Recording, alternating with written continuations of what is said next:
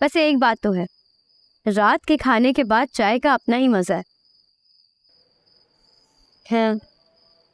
क्या हुआ, तुम क्या सोच रहे हो? एक हारे भी औरत और क्या सोच सकती है, अपने दुखों और गमों का बस सोग ही मना सकती है। सौलिया, अब तुम इन सारे दुखों को भूल जाओ, क्योंकि अब खुशियों का वक्त आने वाला है।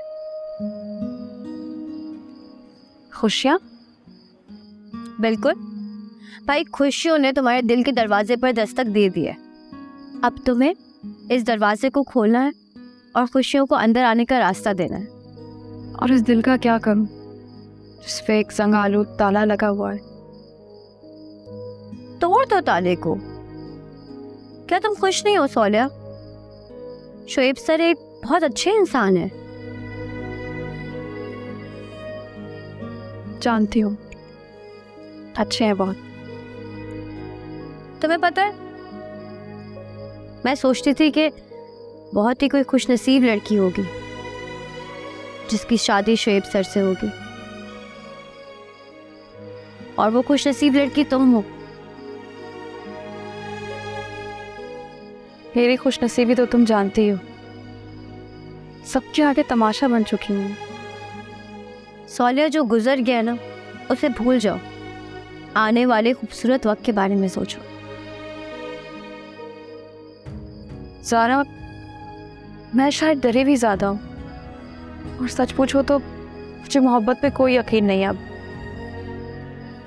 मोहब्बत पर यकीन ना सही, लेकिन मोहब्बत करने वाले पर तो यकीन करो। और जब मोहब्बत करने वाले पर यकीन आ जाएगा ना, तो देखना मोहब्बत पर खुद ही यकीन हो जाएगा। चाय पियो, बहुत अच्छी बनी। इस तरह की मिडिल क्लास हरकतों के बाद नींद कैसे आएगी? तुम्हें क्यों एतराज रहता है कि मैं मिडिल क्लास हूँ? क्योंकि जुबैर, तुम मिडिल क्लास हरकतें करते हो। तो एक मिडिल क्लास लड़के से शादी क्यों की थी? ये तुम्हारा फैसला था, मैंने कोई जबरदस्ती नहीं की थी तुम्हारे साथ। मेरे साथ कोई जबरदस्ती कर भी नहीं सकता, समझ आई तुम्हें? इतना गुरूर अच्छा नहीं होता है बिल्किस। तुम्हारा क्या मतलब है? मैं मगरूर हूँ? वही, लेकिन कम से कम ऐसा बिहेव तो ना करो। क्या थे तुम? तुम्हें पता है ना क्या से क्या बना दिया मैंने तुम्हें। तुम्हारे इस रवैये की वजह से आज भी मैं वहीं खड़ा हूँ जहाँ मैं पहले था। तुम तो ऐसे करे जैसे तुम पे जुल्म के पहाड़ तोड़ दिए मैंने। एक छोटी सी स्टेट एजेंसी से निकल के तुम और तुम्हारा कजन इतने बड़ा बिजनेसमैन बन चुके हैं। देखो मेरी बात सुनो, अगर शोएब अपनी मनमानी करेगा उसे घर और बिजनेस से अलग होना पड़ेगा। क्या अब शुएब ने तुम्हारी कंपनी के लिए मेहनत नहीं की होगी मेहनत? हमने उसकी मेहनत की, उसको कीमत भी अदा की है। खुलूस की कोई कीमत नहीं होती बिल्किस। कोई भी अगर मेहनत करता तो इतने खुलूस से नहीं करता जितनी शुएब ने की है। और तुम्हें क्या लगता है कि उसके बगैर हम कंपनी की साख मार्केट में कायम रख पाएंगे? इम्पॉसिबल। तुम क्या चाहते हो, उसकी गुलामी करना शुरू कर दूं मैं? ऐसा कब कहा है मैंने? जुबैर, मेरी बात सुनो, लोग मुलाजिम रखते हैं और उनकी अगर कारकर्दगी अच्छी हो तो उनको अपने सर पे नहीं बिठा लिया जाता।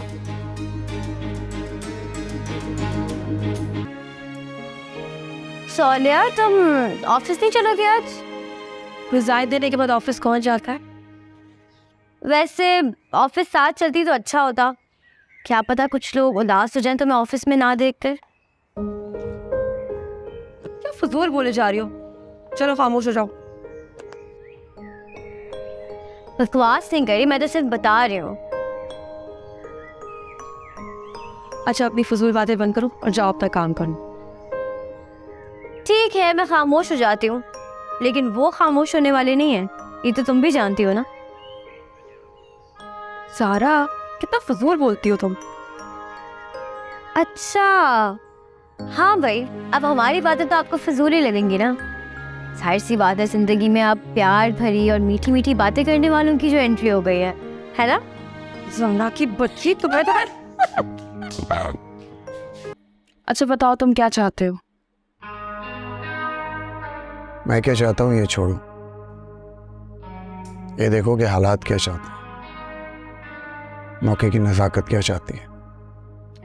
बताओ ना, मैं सुनने और मानने को तैयार हूँ।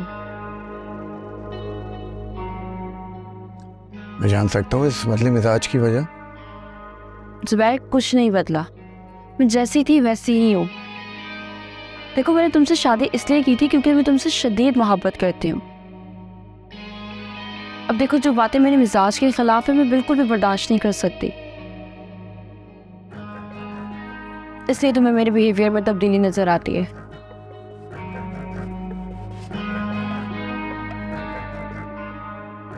अच्छा, आप पूछ तो रही हो तुमसे, बताओ क्या करना है? कुछ नहीं, अब जो तुम कहोगी वही करेंगे। प्लीज जुबैर, अपना मूड ठीक करो, बताओ मुझे। मैंने कब कहा कि शोएब की शादी होने दे दी?